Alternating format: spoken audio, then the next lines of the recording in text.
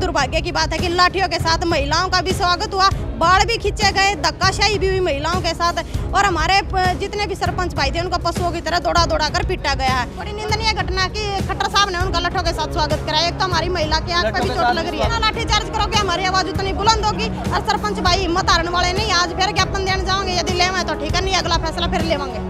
प्रीति देवी है, सरपंच एसोसिएशन की प्रधान है, बकायदा इनको डीसी साहब ने उस दिन धमकी भी दी थी कि भाई ये FIR काटकर न अंदर डाल दूंगा।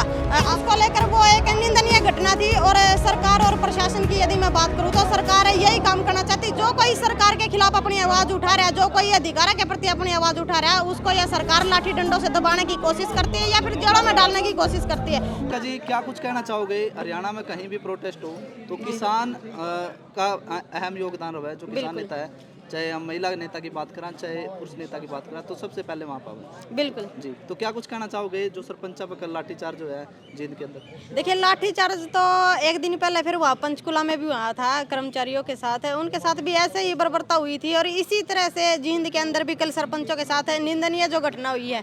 ऐसा नहीं है कि चलो वो भाई घेराव करने गए थे, हम तो सिर्फ एक छोटा सा ज्ञापन देने के लिए डीसी साहब को गए थे।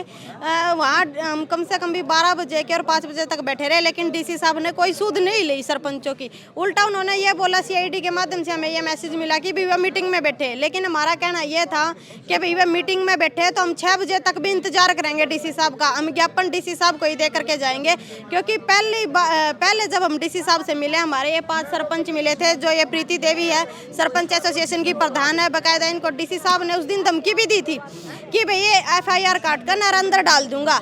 आप सर्व समिति से बन रहे हो, इसलिए आप ऐसे सरकार की खिलाफत करो। इस तरह की बयानबाजी उन्होंने की थी। तो हमारी मांग ये थी कि भी वो पब्लिक के बीच में आकर के हमारा शांति प्रिय ज्ञापन लेकर जब उसको CM हाउस तक पहुंचावे। इतनी कोई लंबी चौड़ी बात नहीं थी, ना कोई बड़ी बात थी। वो प्रशासन द्वारा, जिला उपायुक्त द्वारा इस बात का खिंचाव किया गया है। और जो लाठीचार्ज का जो प्रकरण हुआ, उसके पीछे डीसी साहब का ही हाथ है। इस पूरे प्रकरण का जो जिम्मेवार है डीसी साहब है। डीसी को इन्वॉल्व कर रहे हो, क्योंकि पंचायत मंत्री है जो देवेंद्र बबली जी, वो भी लगातार सरपंचों के खिलाफ। देखिए, पंचायत मंत्री सरकार तक तो हमारी लड़ाई बहुत आगे रहेगी भाई। सबसे पहले तो हमारा जब जिला का जो डीसी है वो हमारी मांगे नहीं सुन रहा, हमारी बात नहीं सुन रहा। नीचे आकर एक गांव द्वारा चुनी हुई छोटी सरकार जो है उनके द्वार पर आई है, 2 लाइनें तो देने आए थे उनको ज्ञापन की, तो उनका फर्ज बना कि वो नीचे आकर ज्ञापन ले। ऐसा नहीं है कोई हा हुल्ला करने वाले लोग थे, सम्मानित गांव द्वारा चुने हुए लोग थे।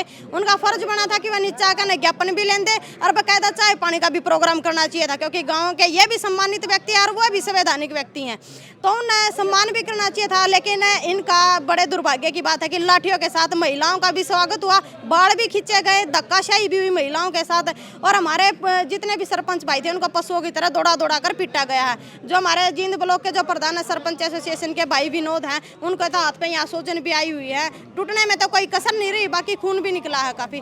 छोटे बहुत सारे भाइयों को आई है।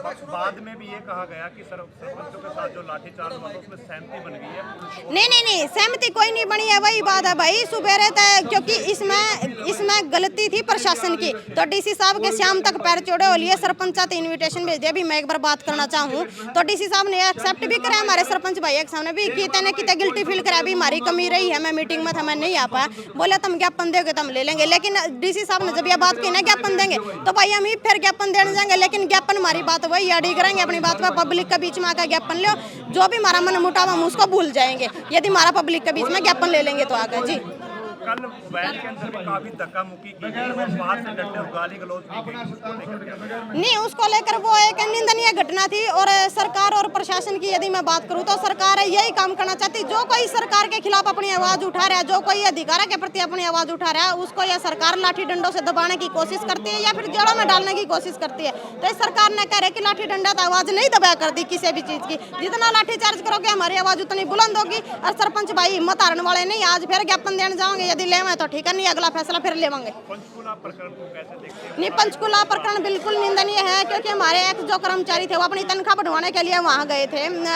बड़ी निंदनीय घटना की खट्टर साहब ने उनका लाठों के साथ स्वागत कराया। एक तो हमारी महिला की आंख पे भी चोट लग रही है। स्वागत कराया है। जो नवीन जयहिंद है, बिल्कुल, उनका ये भी कहना था कि भी जो मिर्ची बम है वो भी करेंगे, वाटर कैनन का भी। ये तो भाई किसान आंदोलन के दौरान भी इनका वहाँ गंदा पानी यूज करते हैं, मिर्ची बम यूज करते हैं, आंसू गैस के गोला यूज करते हैं। आपने खेजड़ गाँव में भी देखा होगा, मैं भी वहाँ मौजूद थी, मेरी तो आंखें बिल्कुल खून की तरह लाल हो गई थी। वहाँ भी मिर्ची बम इन्होंने यूज किए थे, मतलब धुआं उनका ऐसा था, पानी इनका इतना गंदा था कि सीधा आंखें पर जाकर अटैक करा था, कुछ दिखना भी बंद हो जाता कुछ देर के लिए तो जी।